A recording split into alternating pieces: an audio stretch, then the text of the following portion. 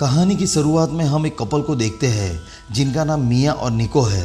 वो दोनों अपने देश से गैर कानूनी तरीके से भाग रहे हैं। दरअसल ये दोनों जिस देश में रह रहे थे वो देश अपने पड़ोसी मुल्कों से युद्ध लड़ रहा था, जिसकी वजह से पूरे देश में खाने पीने की तंगी होने लगी।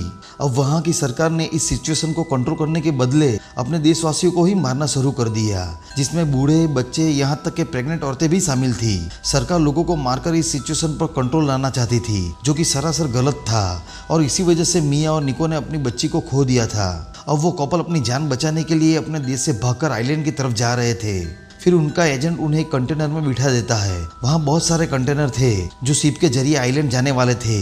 कंटेनर में मिया और निको के अलावा बाकी लोग भी थे जो आइलैंड जाना चाहते थे। तभी हम देखते हैं कि मिया तो 9 महीने की प्रेग्नेंट औरत है जिसे कभी भी डिलीवरी हो सकती है। फिर थोड़ी देर बाद उनका कंटेनर ट्रक से होते हुए पोर्ट के पास पहुंचता है, जहां कंटेनर का दरवाजा खुलते ही बहुत सारे लोग कंटेनर के अंदर आने लगते हैं और इसी भगदौड़ी में मिया और निको एक दूसरे से अलग हो जाते हैं। निको को मजबूरन दूसरे कंटेनर में जाना पड़ता है। कंटेनर का दरवाजा बंद होते ही मिया निको को कॉल करती है।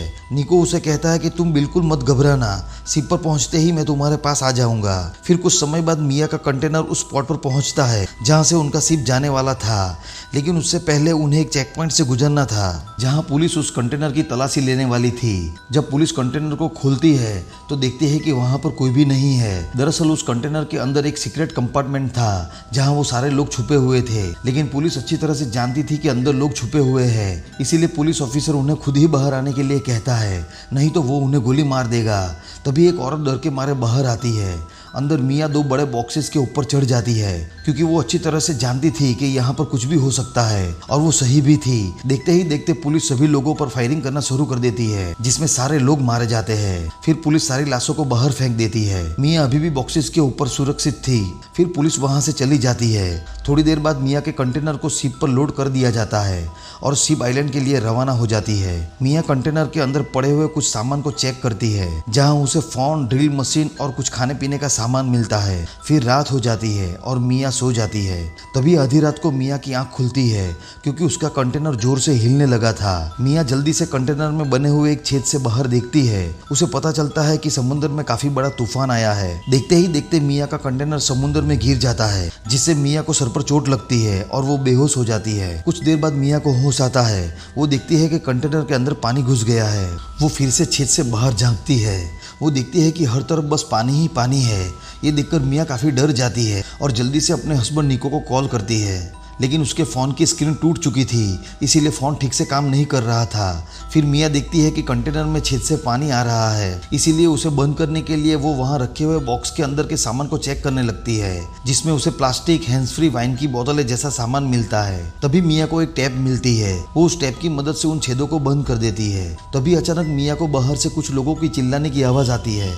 मिया छेद में से देखती है कि एक कंटेनर पानी में डूब रहा है। तभी उसे याद आता है कि ये तो वही कंटेनर है जिसमें निको ट्रैवल कर रहा है। ये देखकर मिया काफी परेशान और दुखी हो जाती है और उसके देखते ही देखते वो कंटेनर पानी में डूब जाता है। अपनी आंखों के सामने अपने हस्बैंड को मरता हुआ देख मिया इतनी टूट जाती है कि वो सुसाइड करने की कोशिश करती है, लेकिन तभी उसे अपने बच्चे के बारे में ख्याल आता है और वो शांत हो जाती है। फिर रोते रोते मिया वहीं पर सो जाती है। अगली सुबह जैसे ही मिया की आंख खुलती है तो वो देखती है कि कंटेनर में और भी ज्यादा पानी भर गया है और वो टेप भी निकल गए हैं। फिर मिया प्लास्टिक के बॉक्स से रबर निकालकर वो छेद भर देती है और कंटेनर का पानी भी छेद से बाहर निकालने लगती है। तभी मिया के दूसरे फोन पर कॉल आता है। ये कॉल निको का था। वो उसे बताता है कि वो शिप में था ही नहीं जिस शिप पर मिया का कंटेनर था। ये सुनकर मिया चैन की सांस लेती है। वो निको को अपनी पूरी कहानी सुनाती है। निको उसे कहता है कि वो उसे बचाने जरूर आएगा। निको का फोन रखते ही मिया को दर्द होना शुरू हो जाता है और तभी समुद्र में भी तूफान शुरू हो जाता है और ऐसे हालत में मिया एक बच्ची को जन्म देती है।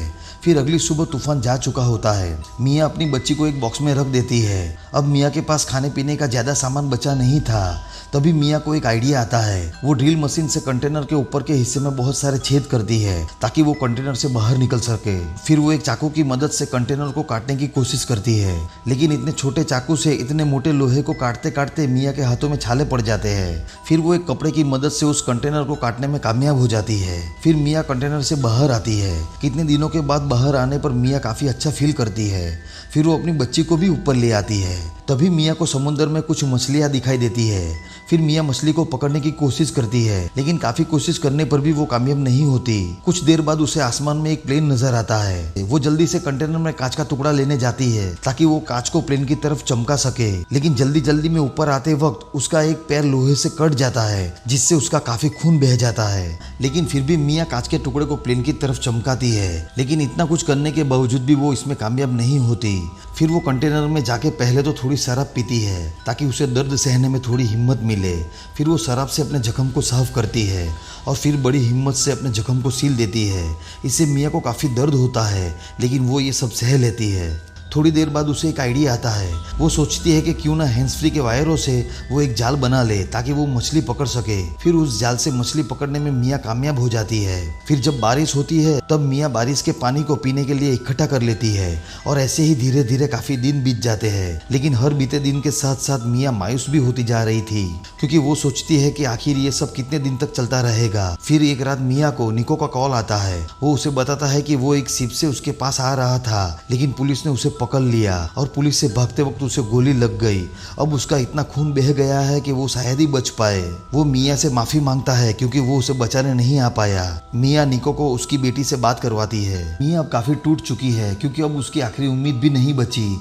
उसे समझ में नहीं आ रहा था कि आखिर वो करे तो क्या करे, लेकिन मियाँ को तो जीना ही था अपनी प्यारी सी बच्ची के लिए। और सही मायनों में मियाँ अब तक जिंदा भी इसीलिए थी कि वो अपनी बेटी को सुरक्षित देख सके। फिर अगले दिन सुबह मियाँ उन प्लास्टिक बॉक्सेस की मदद से छोटी नाव बनाना शुरू करती है ताकि वो किसी भी बुरे हालात में अपनी बच्ची को बचा सके। मियाँ को नाव बनाते बनाते रात हो जाती है, लेकिन तभी अचानक से कंटेनर में पानी भरना शुरू हो जाता है। पूरा कंटेनर पानी से भर जाता है, लेकिन फिर भी मियाँ कंटेनर के अंदर जाती है क्योंकि उसे अपना कुछ जरूरी सामान चाहिए था। लेकिन तभी उसका पैर नीचे रखे हुए सामान में फंस जाता है। देखते ही देखते वो कंटेनर भी समुद्र में डूब जाता है। उधर मियाँ की बेटी अपनी नाव के सहारे समुद्र की लहरों की वजह से कंटेनर से दूर हो जाती है। इधर मियाँ किसी तरह अपने को छुड़ाती है और बाहर आती है। वो अपनी बेटी को ढूंढने लगती है, लेकिन वो उसे कहीं भी दिखाई नहीं देती। वो काफी परेशान हो जाती है और वैसे भी रात के अंधेरे में समुद्र में देख पाना काफी मुश्किल था।